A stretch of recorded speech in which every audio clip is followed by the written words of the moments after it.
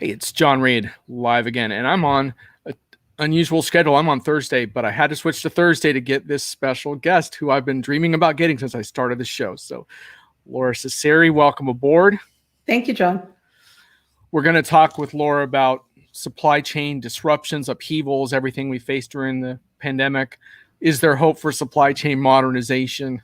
Laura's got her countdown of most hated supply chain buzzwords. I can't wait to go through that. So this is going to be a action-packed broadcast. As always, your comments and questions will drive everything. So I think it'll be great. Now, I did want to say that Laura's a perfect guest here because this is basically a loosely inspired show for my weekly hits and misses column. And I would say Laura's one of the most prominently featured bloggers in that column over the years, and there's a reason why. It's not just the fact that she's an expert in supply chain, but she brings a really unique point of view in her blogs that I think is memorable and important. And we're going to go into a few of her blogs today to give you a little better idea of what I'm talking about with that. She's actually won one of my awards. I think you were a blogger of the year a year or two ago. So, but anyhow. On where we go. But I wanted to start with before we get into sort of the market, I wanted to get into a little bit about, hi to the regulars. Hi, Thomas. Hi, LinkedIn user. Thanks for making a schedule change here. I think you'll be amply rewarded. I wanted to ask you a little bit, Laura, about the impact of the pandemic on how you assess the market, because I know that a lot of us thrived on being in front of customers face to face, going to shows. So, how have you adapted to kind of keep an edge up in your research and your point of view despite all of this? Well, thank you, John. Thanks for having me on the show. COVID-19 has been fascinating. I actually had COVID-19 in March, back when it was not very well understood. And I grounded myself and really started thinking about my business. And it's been a good time to stop and reflect and to do more podcasts and more writing and help supply chain leaders not just think about the supply chains they have, but how do they build better? Because during the pandemic, the supply chain systems didn't do very well. Most people had to turn the demand planning systems off, and their supply systems were not up to the task either. So I have a lot of inquiry right now and dialogues with supply chain leaders about how do they build better. And unlike a lot of independent analysts and bloggers, most of my revenue comes from line of business leaders, not from technology firms. So, supply chain's hot, so I may not be a hot gal, but supply chain's hot. Well, you're smoking hot for the purposes of our show, which is why you're here. Thomas says she's really glad that you're back up again. And thanks. I thought it was really cool that you actually blogged about that experience and tied it into your work. That was a time where we didn't have a whole lot of people speaking openly about it, which I thought was really good. But that's one of the hallmarks of your blog, right? I mean, you kind of put it all out there. Yeah, blogging should be about life, right? It's, a little bit of this, a little bit of that, and a lot about life. And, I think a lot of times people don't share their life failures, right? And I think when you're naked in your blogs, it resonates and people have more willingness to read it. Nobody wants to read about perfection or, theoretical. Oh, absolutely. So blogging is a part of your discipline, but what else? Tell us, you do a ton of stuff for an independent. You put on your own show. How do you balance everything? Research, client engagements, is that all part of your practice? Yeah, so I'm very fortunate. I'm followed by 320,000 people on LinkedIn. I really focused on building a LinkedIn following so that I could have a panel group to do independent research. And my philosophy is people give to me, I give back to them, and I don't put research behind a paywall. I give it freely, and I write for Forbes, I write for LinkedIn as a LinkedIn influencer, and I have my blog. And that drives line of business leaders asking me questions about technologies, about process, about what's possible. And I answer every question. And the way I do it is I have a great assistant, and I work pretty hard, and I spend a lot of time on the phone. Thomas has a question for you. He's not a supply chain expert, but is the assumption right that they use the wrong optimization model for the supply chain, cheap instead of resilient? Well, most companies have multiple supply chains. Optimization functions should be based upon supply chain design. So I often say that people have an efficient supply chain, which is lowest cost per unit, which is very focused on predictable demand. And they also probably have a responsive supply chain, which is how can I deal with high variability with very short cycles, which is what you often need in e-commerce. And people often have an agile supply chain too, which is very high demand and supply variability. And I find most people, in the press these days will generalize supply chain discussions, which are tough, right? Because, supply chain should really be based upon the analysis of rhythms and cycles. And it's a lot about math. Yeah. And Lora, we're going to get into some hated buzzwords in a bit, but right off the bat, shouldn't vendors be banned for using the phrase predictive supply chain for at least a year, given how poorly the predictive aspect of this performs so far? Shouldn't there be a moratorium on that for a little while? I don't know. I think as we build better, we have the opportunity to be predictive, be prescriptive, and to even be cognitive. But I think there's some lessons learned that we need to go in that model, because when we model data with a lot of latency, it doesn't help us. And so traditional supply chains have modeled orders and shipments, which have a lot of latency in the signal. And we've mined order and shipment patterns, which doesn't help us a lot. So we need to change our thinking to be outside in and really look at market data, whether it's point of sale data or e-commerce data or consumption data, to decrease our latency to get those signals. And just to give you an example, when I used to work at Clorox, when we shipped Blue Label bleach before all the colors and flavors, the demand latency from a Walmart to Clorox, where I have very high moving good, was 2 weeks. But when we added, all the colors, the demand latency became 6 weeks. So the orders will be out of step with the market by weeks. Something like sinus medicine can be 180 days out of step with the market. So what we've put in place are predictive models on old data. And I think we've got to look at the stale data as the problem more than the fact that we were trying to be predictive. Fair enough. So I want to walk through a couple of your blog posts and get a handle on this. So you wrote a really good one in September about what you call dealing with the supply chain gloppy mess. And there were a couple of really key points, I think. You talked about the traditional processes aren't equal to the wild swings of the market. Pre-pandemic, only 30% of supply chain leaders were satisfied with their supply chains.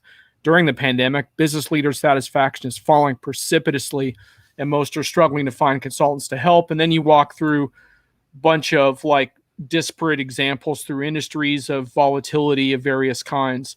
And you continue along a little bit and say, over the course of 3 decades, companies invested in enterprise systems to improve functional efficiency. Today, the pandemic is highlighting the folly. Efficient functional systems tethered to ERP are inflexible and self-serving. The conventional supply chain processes are unable to sense and respond as markets shift. So tell us more about that. I think that's a crucial point.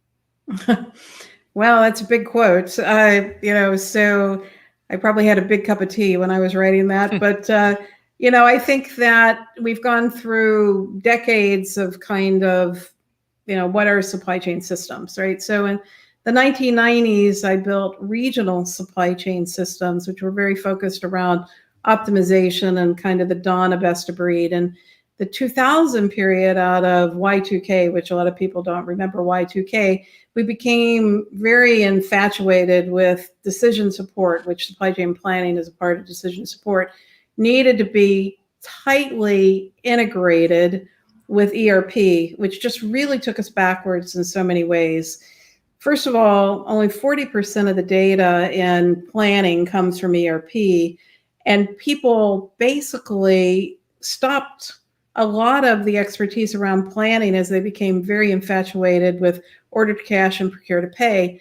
And so a lot of the basics around demand planning, inventory management, tactical supply planning were sort of cast to the wind. And we became very focused on bolting in supply chain technologies without really asking the question of how should I make a decision and what is a good decision? And we came up with all this jargon like end-to-end integrated systems. And we didn't really step back and rationalize what is an end, and what is integration. Most business leaders want the ability to see data across their teams, whereas technologists say that needs to be a cool API and a good batch job. So we're at a real disconnect there. And the movement to tightly integrated ERP took us back about 2 decades. Yeah, and you also made an important point too, right? That I think that's become more and more problematic because you talk about how in today's IT architectures, there's no place to put market signals, Internet of Things, logistics, weather data, consumption data, traffic patterns. You say we have tethered the supply chain to transactional enterprise data, which seems deeply problematic, especially given the circumstances we're faced with now. Yeah, it's really problematic because the enterprise is insular, but we've made it even more insular, and even worse, instead of tethering the supply chain to the market or consumption patterns, we have tethered it to the budget. And so we get kind of this dead sea of management by objectives. And so we're gaming the system upstream from sales and operations planning, IBP, and we're beating the folks downstream. So gaming for more trade promotions, more deals, more money for sales, and beating the folks downstream in the back office about how they can do more for less. But the issue is that most people, 85% or more, don't have a feasible plan, and they don't have the flexibility to do a what-if analysis to look at the impact of these changes on the plan. So we can't see mix as items change. We treat all items the same. We can't see volume, and we can't see price impacts. So we can't have good discussions about how we make decisions. The good news is, I think out of the pandemic, people are waking up going, what I have today just doesn't work, right? And what I've bought is really legacy. So how do I start all over again? And how do I build outside-in processes? And how do I help people with a what-if analysis to help them do their jobs and make better decisions? So the confidence is shaken then, which can be a good thing, I guess. Yes, right. Yeah. Thomas raises this point you were referring to around predictive. How can a model predict a situation if it hasn't been and couldn't have been trained for, lacking the data? So I guess that is the problem of unique historical circumstances as well, huh? Well, you can see patterns in models, right? You may not have seen that particular event in history, but you might have seen patterns in terms of demand consumption. And really what the models need to do is mine the patterns. Where we've gotten lost is trying to be too precise on imprecise data and not really look at the patterns, right? The supply chain is all about dancing with, variation and grayness, and setting up buffers and looking at, alternate supply and coming up with what if analysis. And so you got to be able to dance in the world of the gray if you're going to be a supply chain leader. Greg was struck by your comment around 85% don't have a feasibility plan. That's kind of shocking number. Yeah, feasible plan, right? And so what's happened is we've gotten a longer tail in the supply chain. We've increased demand error, and most people, still use Excel spreadsheets as their planning tool, and they treat a unit as a unit and the stock keeping unit as equally with another one, and they don't look at the variability, and so they don't look at the impact on assets. So what's happening is we're trying to sweat our assets more and more, and we're trying to build a feasible plan, which is sending our factories into circular doom loops. So with COVID, we're trying to pull that up and trying to get much more disciplined about how we run factories, fewer scheduling changes, and people are starting to really look at cycle stock and production scheduling and how we do this differently. Another blog post that I think I want to add to the mix here was in October, Say Customer Service and Mean It, where you kind of put the critique to the notion of customer-driven supply chains and what some of the misconceptions around customer-centric supply chains are, because you talked about how people are coming up to you in presentations and saying, we need to serve our customers better, and then asking what that actually means. How do you get to the specifics of that? So what does that all mean to you? Why is this debate important? Well, often people will say, well, I want to be customer centric. And then they'll say, well, that means doing whatever my customer asks. And that's not customer centric. Customer centric is being able to know your customer and anticipate their needs and to be able to work proactively with your customer. So anybody who asks me about their customer, doesn't know their customer. And so the first goal is to know the customer and to know who the roles are at the customer in terms of what drives the buying and what's important to them. And, you can't substitute, transactions for relationships. And supply chain is all about relationships and making things work in the face of uncertainty.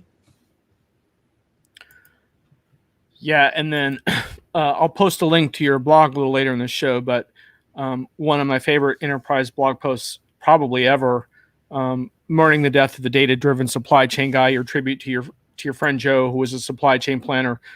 Just a beautiful piece of writing, but also some really, really important insights that came out of you being close with Joe in the last time of his life, and how he was comparing some of his medical diagnosis to how supply chains work, which I thought was really fascinating.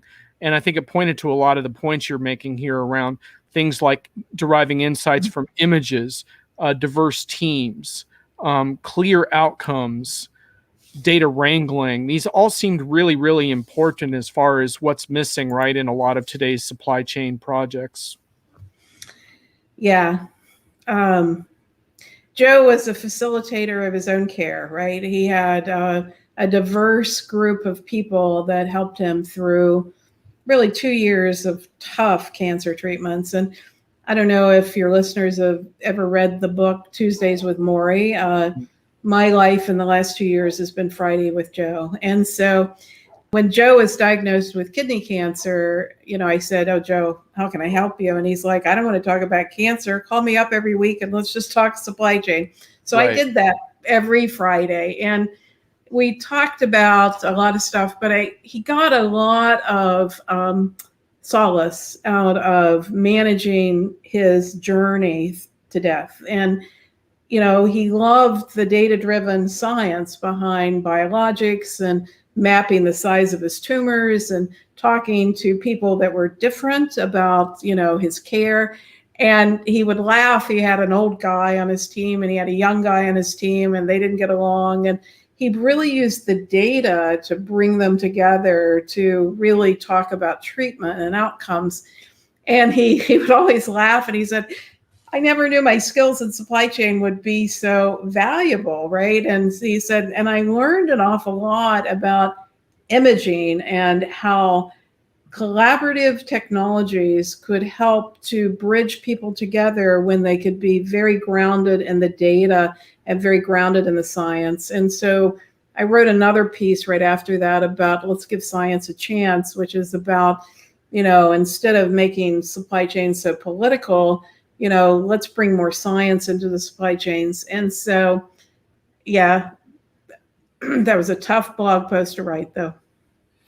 I'm sure it was. And one of our audience just says, bless you. I know the feeling, folks, and that's why I wanted her on the show, because that's real. That's the life we're living now, and we can't really back away from it. But it's also beautiful to think about deriving inspiration and insight from what we're going through as well.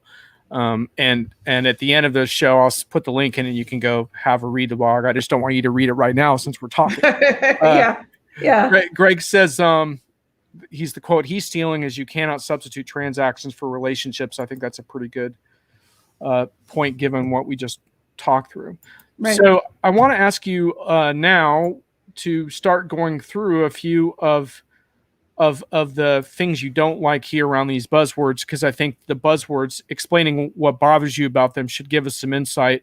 When I told you I wanted to do a snarky countdown of what bothers you, you said the competition between gold diggers focused on making money and egocentric leaders trying to drive name recognition versus driving real value. So that's a big kabloom to the market there. Yeah, so the supply chain is really in this tussle of, the people that are selling supply chain software make a lot of money. If you ever want to get insight, ask the salesman who's, selling you software, what he reported to his government. And it'll be eye-opening, right? Because these are large checks, large commissions that people are getting. And it does not attract Sunday school teachers. And part of the art of the deal is causing disruption within teams to basically play to egos, right? So you're a smart guy, and because you're a smart guy, you're going to want to buy my stuff. And, as the deal goes on, the smart salesperson tries to play to the personalities on the team, which will often cause the team to have real issues and rifts. And a lot of times people will call me and they'll say, I've been looking at supply chain software for, 24 months and I can't make a decision. And it's because there is an intentional drive by the supply chain salesman to cause disruption and to basically, sell. And they get into this real issue of how do I make a decision?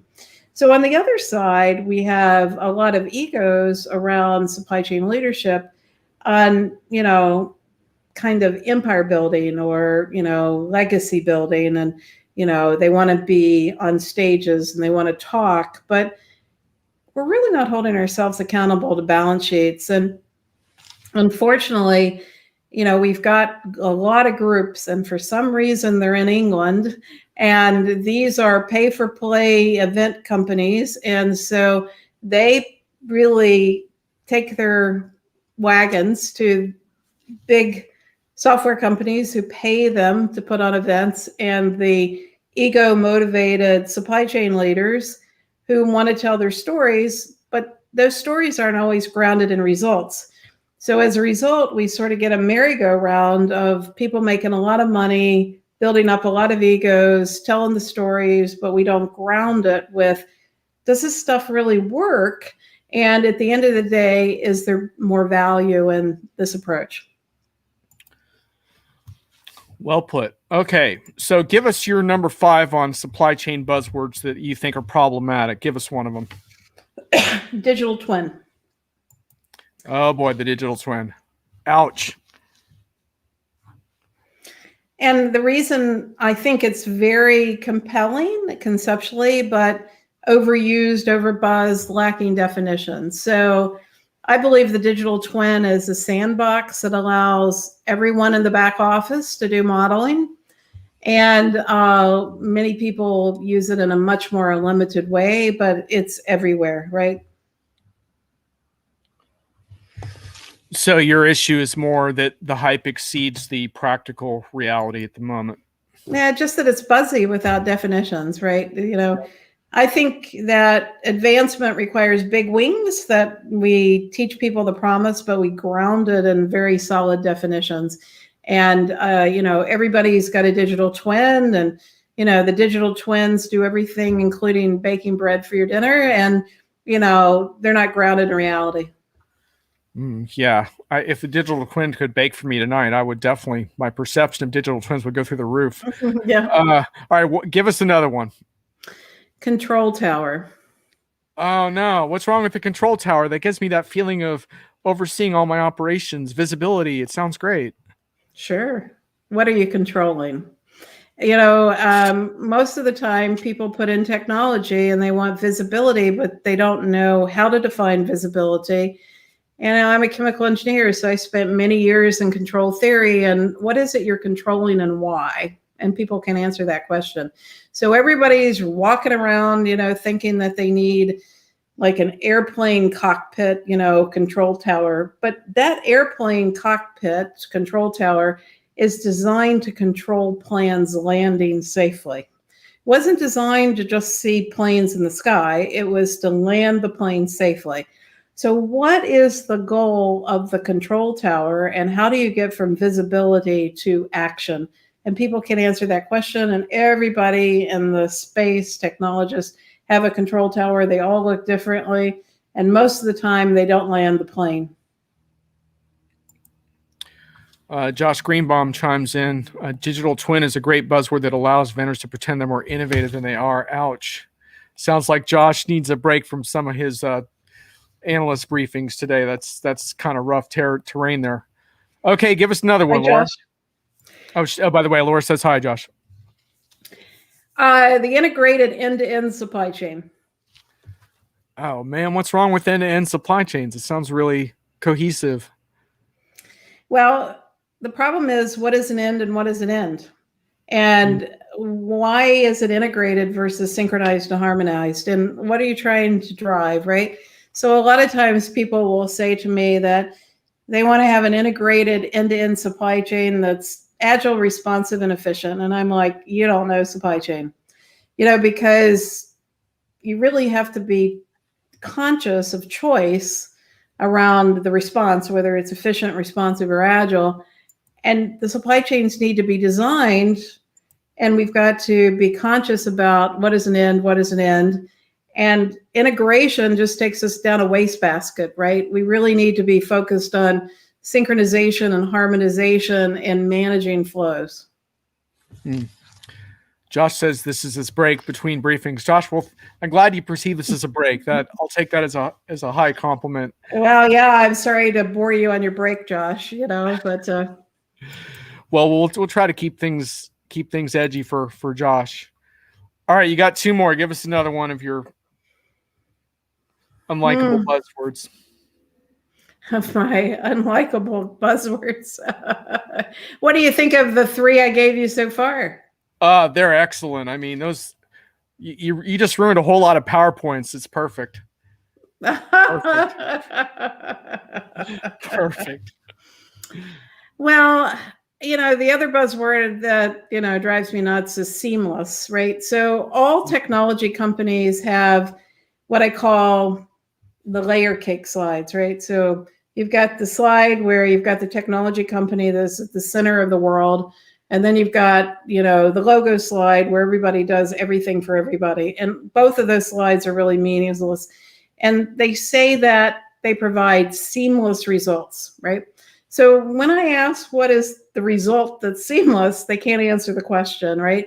And so what I find is we get caught up in a lot of gobbledygook about what is it we really do. And I find a lot of what I call pink ghetto marketing, which is, a lot of hollow words that is out there, which has a lot of these smooth words that don't lead us anywhere. No worries, Josh. I won't put that out there. I saw what you did there. I'm going to leave that one alone. And also on your list, Laura, you had one of the terms we see a lot, which is IBP. What bothers you about IBP? Well, I will put that at the top of our list. All right. That's number one with a bullet, huh?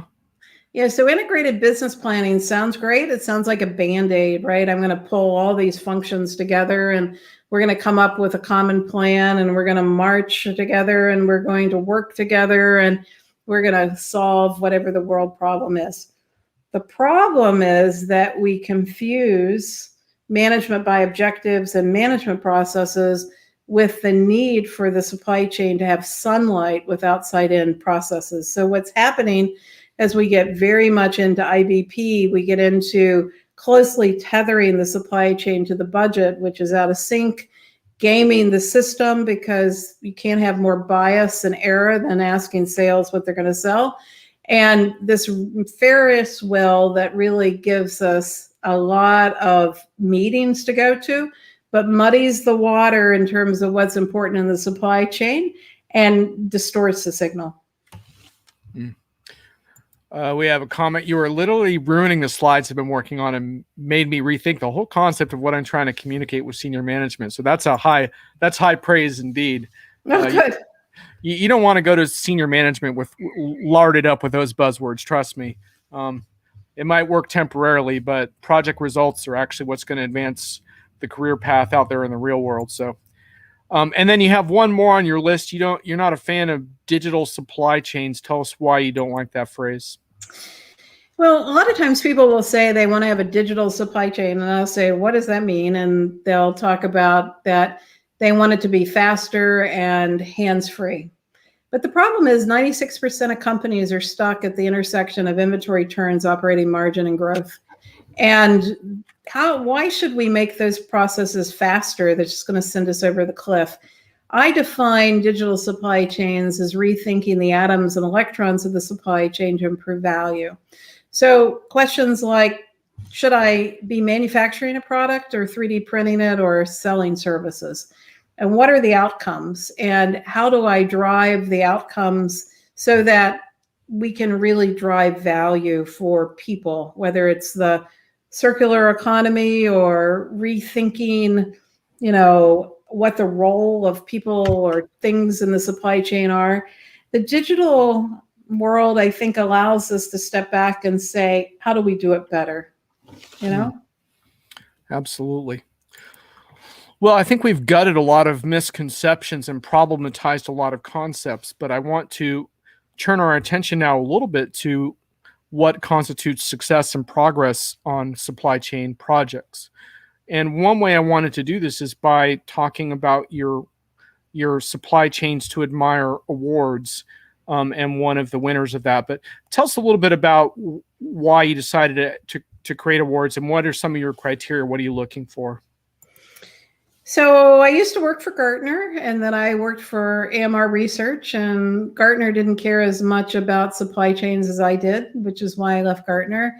And AMR cared about supply chains, but was bought by Gartner. And when I was at AMR Research, we had a technique that we called the top 25. And it was the AMR top 25 that then became the Gartner top 25. And it was highly driven by consensus of supply chain leaders, almost a popularity contest. 50% of the determination of what was a good supply chain was based upon people voting. And that sounds good, but remember, we've got that flywheel effect of gold diggers and egos. And so you've got a lot of big egos out there that are telling their stories that aren't grounded in reality. And when I was an analyst and I was asked to vote on supply chains, I didn't know enough, right? I mean, I primarily covered process industries and, what's the difference between Airbus and Boeing and Sikorsky? I didn't know, right?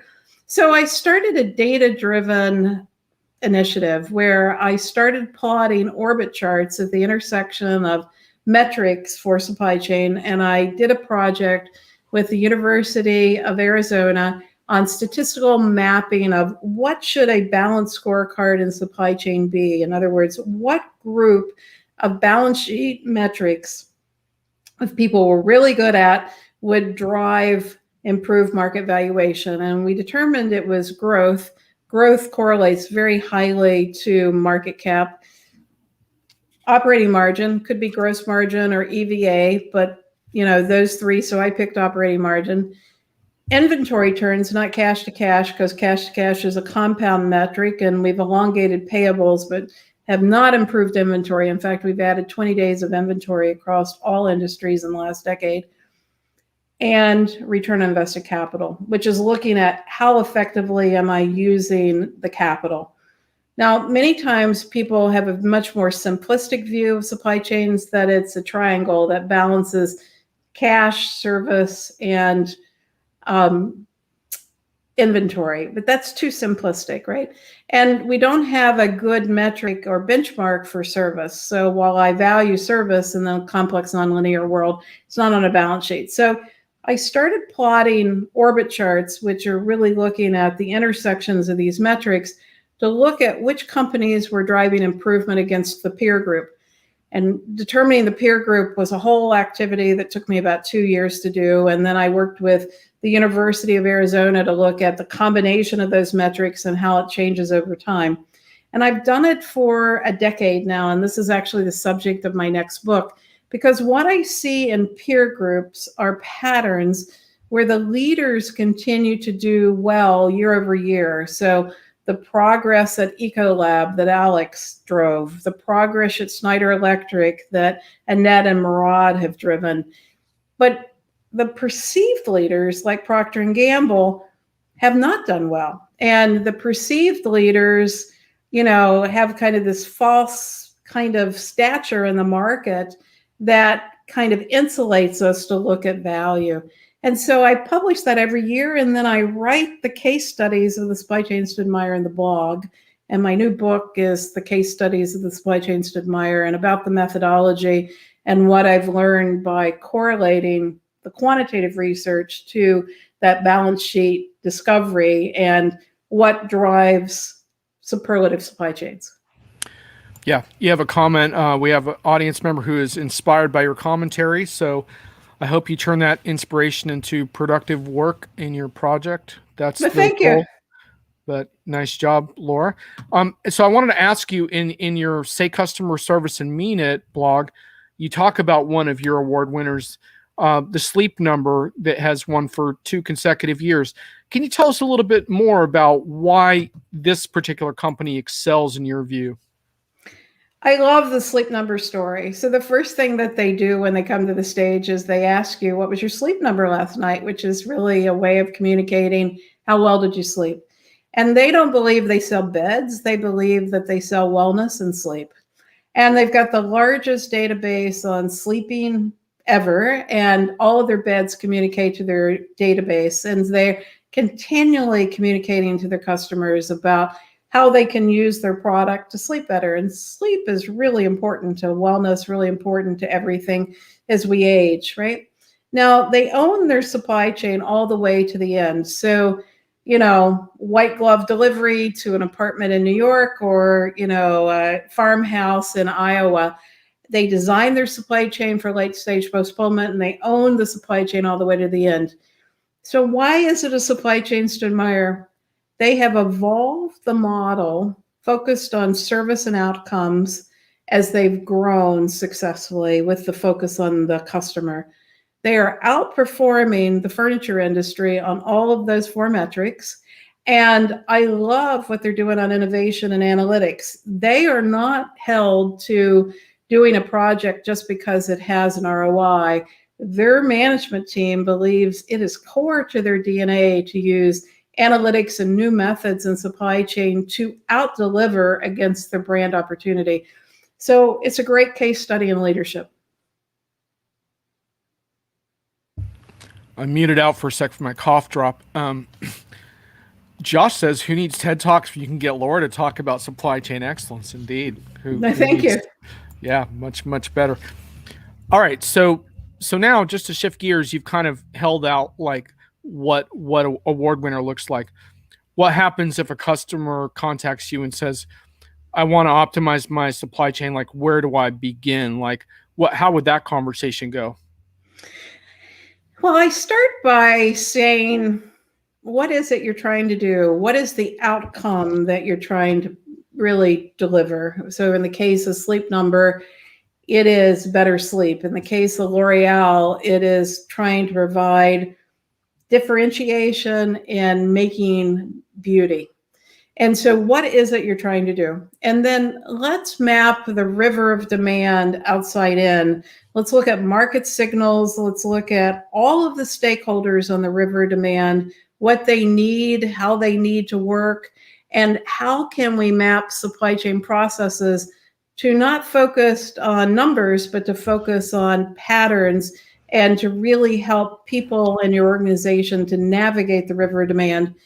And how forecastable is your data? What are your issues around supply reliability? How do you improve reliability? How do you stay focused on the metrics that matter, which are the 4, and then take the functions into a focus on reliability, whether it's forecast value add or schedule adherence or first pass yield or shipping orders correctly. We've got to get out of functional metrics like manufacturing cost or transportation cost and focus on total cost. We got to get out of functional metrics like OEE and purchase price variance and focus on reliability of schedule adherence, first pass yield, customer fulfillment, and how do you change that mindset? So I work with customers on that change management journey. Only at the end do we talk about technology. Mm. And is it the case where you eventually hone in on a particular area that is mutually agreed upon as far as a weak area or a place where you can get a quicker result and build momentum? Or like how does the project begin once you actually get into that phase? Well, I work with the team, facilitate the team to build their own roadmap based upon what they think's important for their outcomes, right? So back to the sleep number, they're really very interested in learning about sleep and tying it to the design of the bed and tying it to the implementation of the bed. Great, let's go do it. Let's talk about cognitive analytics and rules-based ontologies and how we do that, right? And so you start with what are the outcomes? But so many times we don't start there. We don't start with what is it we're trying to deliver to a buyer or a user of our solutions in terms of outcomes, and how do we really improve the supply chain delivery. What most people start with is, I want to bolt in technology, and here are my screwdrivers, and here are my big consultants, and here's my big PowerPoint deck, and they get misguided along the way. Comment by LinkedIn user, it's all really complicated. Multiple businesses within a company all find their own path due to lack of IT guidance. Got a comment on that, Laura? Yeah, I don't think it's IT guidance. I think it's business leadership. Every company culturally makes decisions slightly differently. So a company like J&J will always make their decisions locally and regionally. So Unilever the same way. That's their culture, right? And a company like P&G is more of a matrix organization. That's their culture. And a company like Dow is more corporately driven. That's their culture. So the question I ask people is, what is a good decision? And how do you build decision frameworks with technology to help people make better decisions? And how do you know that that is a good decision? And how do you build learning organizations on top of that? I think IT's role is to facilitate that journey. I do not think it's IT's role to drive that journey. Yeah, you just mentioned something that I picked up on in one of your posts as well that I thought was really interesting, because so many next gen supply chain tools talk about planning, whereas you're really pushing more on decision frameworks. Can you explain what you see as the difference there? Well, planning is a type of decision support. Traditional supply chain planning, as is revenue management, as is trade promotion management, as is sourcing strategies. And so I think we have to look at all forms of decision support, and we've got to ask ourselves, what is a good decision? How should people make decisions? Should it be local? Should it be regional? Should it be global? Who is the decision tiebreaker, which I believe is the P&L leader? How do we orchestrate so that they get the right information? It's a feasible plan. We're looking at what if analysis. And then how do we drive after action review for learning? And those decision frameworks are very important to be sure that we use the technologies. Yeah, and I'd ask you to have a few pointers on lessons from successful supply chain projects. And number one on your list was leadership with a bullet, which you already covered just now. Are there any other things that kind of stand out as far as some key characteristics you're seeing on supply chain projects that are successful in your view? Successful supply chain projects or products? Can you clarify? Projects, like when you embark upon a supply chain project, what are some of the keys you observe to success? Are there any that we haven't mentioned yet? Well, I think that, supply chain projects often depend upon enlisting global teams. And global teams, by definition, require a leader that is good in managing diversity. And my observation is that the leaders that do this best have a great sense of humor. They laugh a lot at themselves, and they build up the team around them. And they make it fun to work on it, and they celebrate success, and they make sure that the team is grounded in what matters.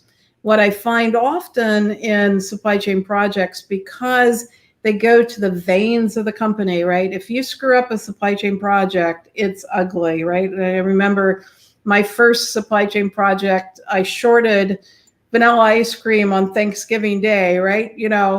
I'll always remember that, because I got called to the carpet for short shipping those orders.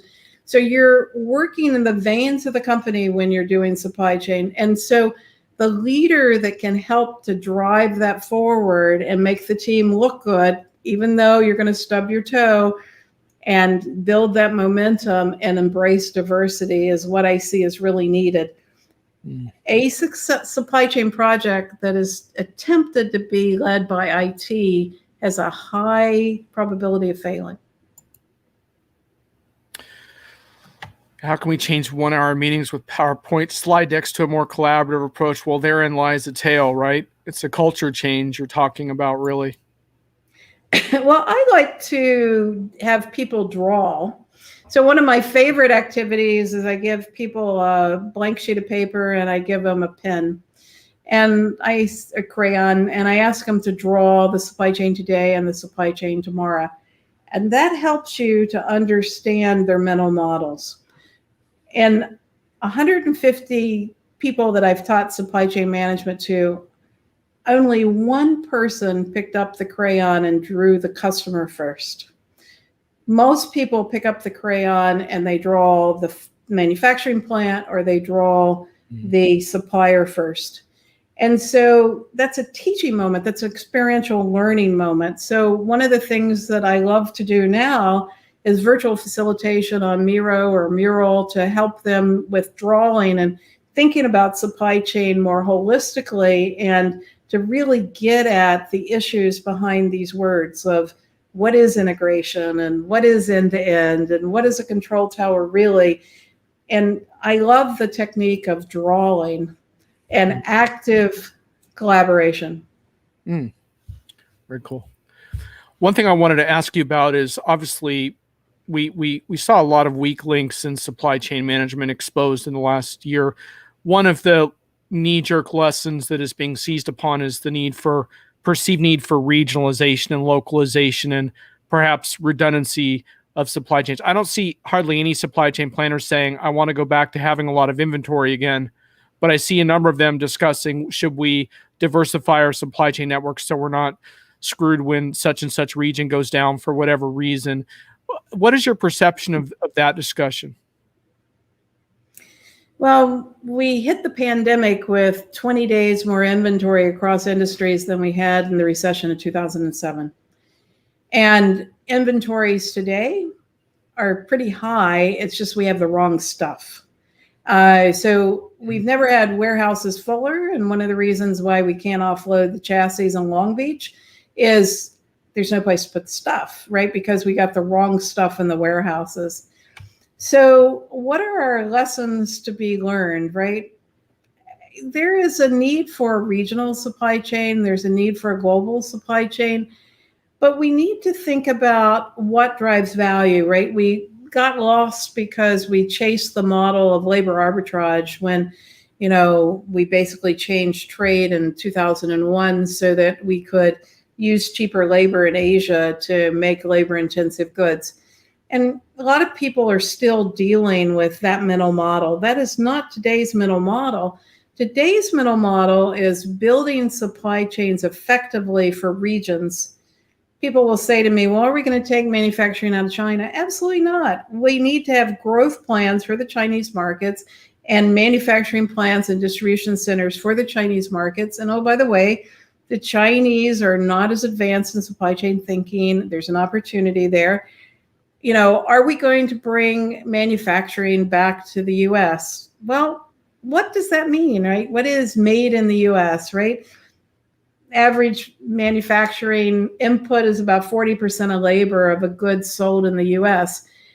We need to think about the fact that the supply chains are multi-stage, going across multiple countries based upon intellectual property and cost. But one of my issues is only 9% of people actively design their supply chains. I was a chemical engineer. I could never have gotten out of school without designing distillation columns and heat exchangers, but only 9% of people actively design their supply chains. We need to design the supply chain for outcomes. We need to constantly redesign to improve outcomes. And we need to embrace the flows of the supply chain and be conscious about the choice of the design of the nodes. That's my answer. So it's not a simple answer, but I hope it's one of going from consciously incompetent to becoming consciously competent.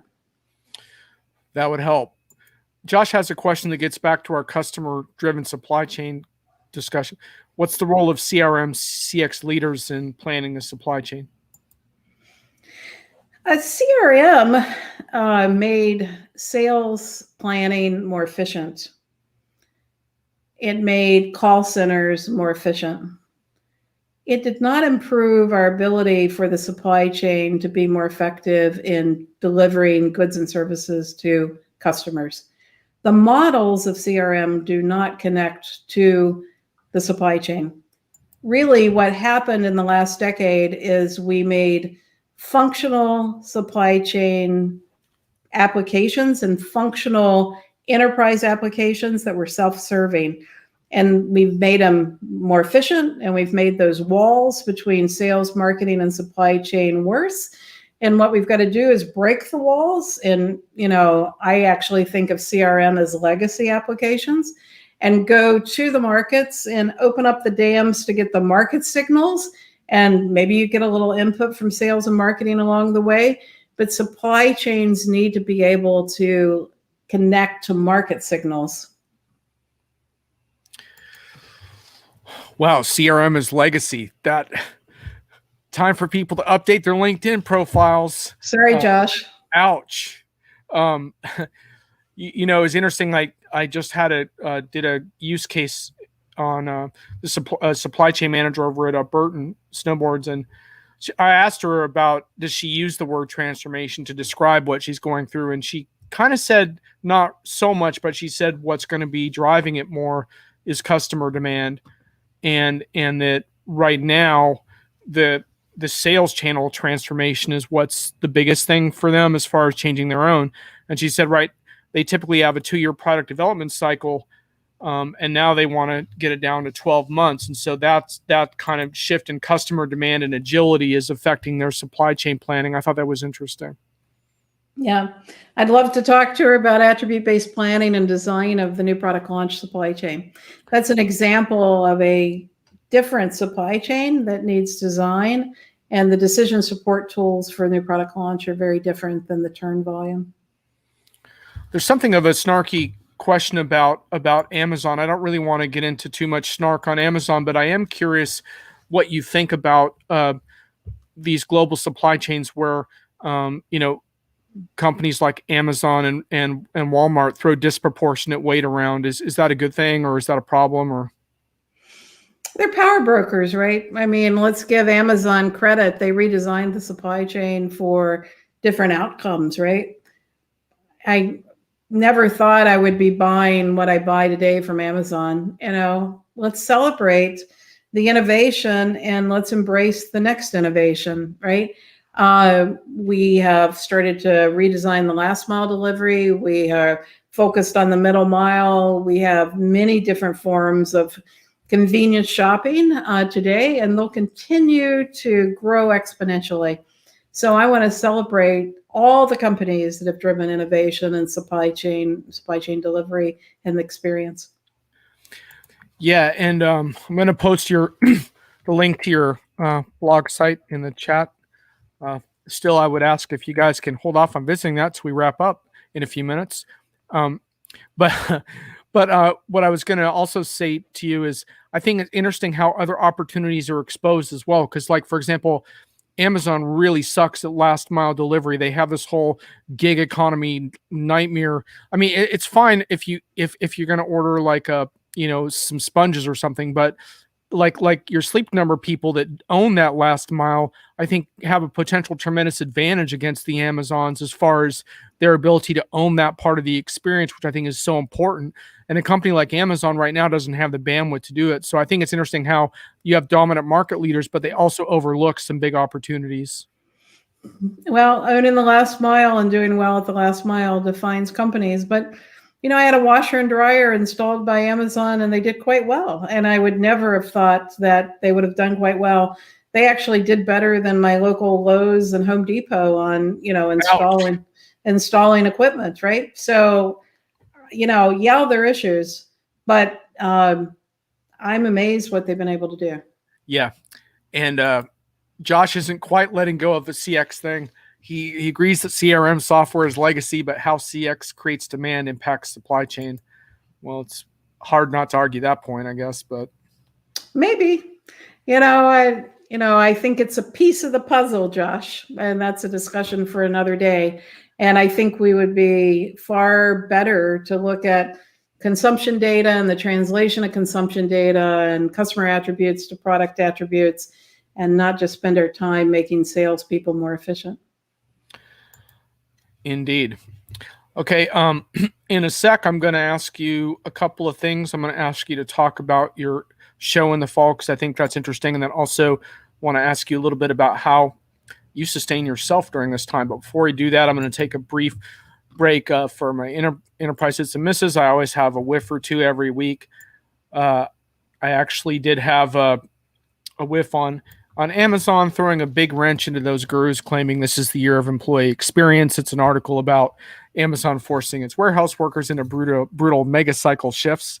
And look, I mean, I don't want to totally trash Amazon at the end of the show, but the point being that it's more that employee experience, in my opinion, is a highly overrated buzzword that doesn't acknowledge the realities of what we're facing right now as workers.